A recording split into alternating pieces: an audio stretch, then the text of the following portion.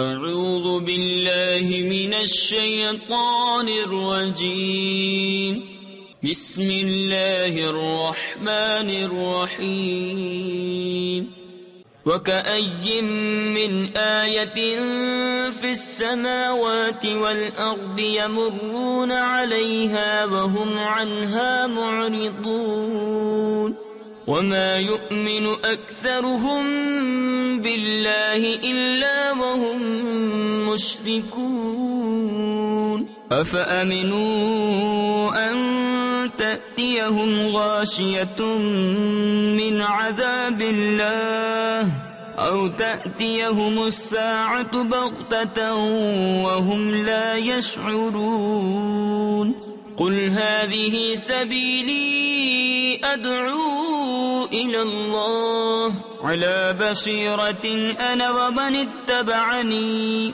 وَسُبْحَانَ اللَّهِ وَمَا أَنَا مِنَ الْمُشْرِكِينَ۔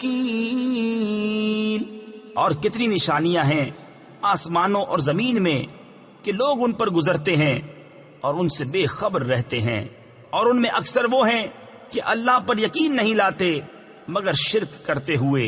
کیا اس سے نڈر ہو بیٹھے کہ اللہ کا عذاب انہیں آ کر گھیر لے یا قیامت ان پر اچانک آ جائے اور انہیں خبر نہ ہو؟ تم فرماؤ یہ میری راہ ہے، میں اللہ کی طرف بلاتا ہوں، میں اور جو میرے قدموں پر چلیں دل کی آنکھیں رکھتے ہیں، اور اللہ کو پاکی ہے اور میں شریک کرنے والا نہیں۔ صدق اللہ العظیم۔